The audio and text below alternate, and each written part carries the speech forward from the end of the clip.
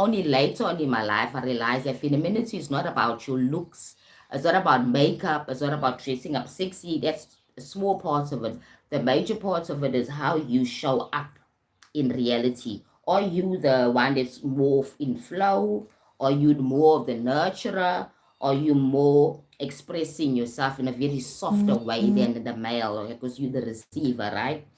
So a healthy relationship needs both, right? And it's at times we need to swap and change. It's like a flow. Sometimes my husband has to be more masculine and I am the receiver, so I let him take charge and I'm more feminine. Right? I'm more softer and I'm using my intuition, right? So these are the things that I've learned. A healthy relationship is about the balance flow between these two. Important to heal your wounded masculine and your wounded feminine. It's important, okay? Now this is something a very interesting concept because again, when a person is too feminine, these are the characteristics that come about, right? You're too needy, you are more vulnerable, you are just basically not able to make those logical choices. You're too feminine because when you go into femininity, you're more into intuition and not your doing, right? That strength that now becomes like a vulnerability. So you're more vulnerable. Your strength becomes a vulnerability. Right, so guys, hello, good morning, everybody. Hi, all. Nice that you're in my life. I'm just taking notes of guys that are in my life now, right? I love that. Thank you for joining me. So I'll be talking about interesting topic, how we balance our female or our femininity and our masculinity in relationships. It's important for us to understand that there's no gender assignments when it comes to how to show up in a relationship, okay? These roles that we are told in society can be misleading, right? Because a female can be just as masculine as a man can be. However, this is what's happening now. A man becomes more masculine, a female's more masculine, and then they're both masculine in the relationship, and they're both having these energies and becomes conflicting. They have conflicts because it's a power struggle.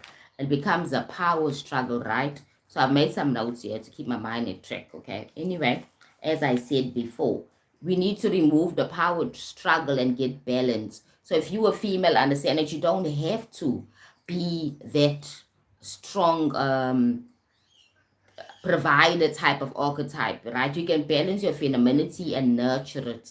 And when your husband or your partner or your boyfriend is showing up with more masculinity, you have to go ultra feminine to balance it out. Because if he is really masculine, then you must show up with ultra femininity.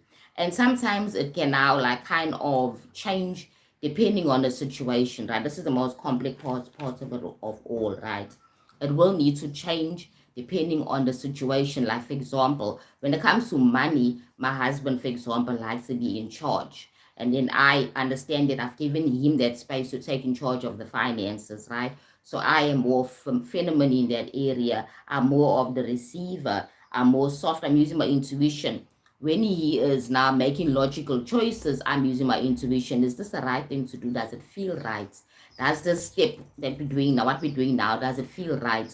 That's how you do it. You need to play it out like that and understand that, okay, now he's portraying more femininity. Like, for example, if I'm not feeling well, my husband can become the nurturer, right? When my mom is not feeling well in a home, my husband can become the nurturer. How's she doing? Does she need this? Is she okay? You know, he's now tuning into his femininity, right? This is what I've actually kind of picked up early on in my relationship with my husband, the person I'm married to. He has the ability to express both the femininity and also the masculinity. If we're having a problem in the home, for example, we need to fix something in the home, he shows up with very masculine characteristics. He wants to take charge. Oh, how much is it going to cost to fix the problem? What is the problem? Let me go down and look at it. When the plumber comes in or the person's come to help and fix the problem, he wants to be there. He wants to see. He wants to be hands-on, because what a man masculinity is about hands-on, the doer, right? The feminine one is about, okay, how's it going? Is he okay? Do you need water? What do you need? How can I help you do your job kind of approach? That's more like femininity. You're not going to do the job itself, but how can I make it easier for you to do your job? What do you need? Do you need, or is the place okay? Do you need me to move this or whatever? You understand that is more feminine. You are supporting the male character, right? So you need to have a balance, okay? The important part is balance here, balance. As I said, let me go back to the importance of the healing the wounded male. The wounded male is more aggressive. When a person is coming through with more aggression and he's saying, I am so excellent, I'm the man, and he's using control, too much control, and when he's not in control, he gets very, very aggressive, okay? He has a disconnect to his emotions, right? That kind of thing. And he wants to be more domineering. He wants to dominate in the situation or in the relationship, right? That's toxic.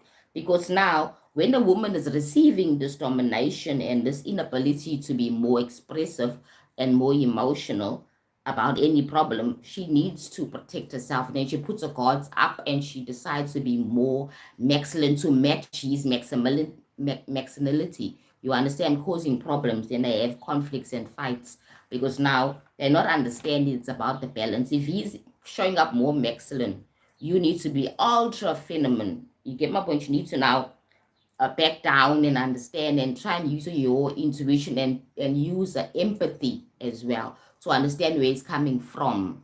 You understand, guys? We need to understand our partners. So it's about you understanding what is being masculine, what is being feminine, and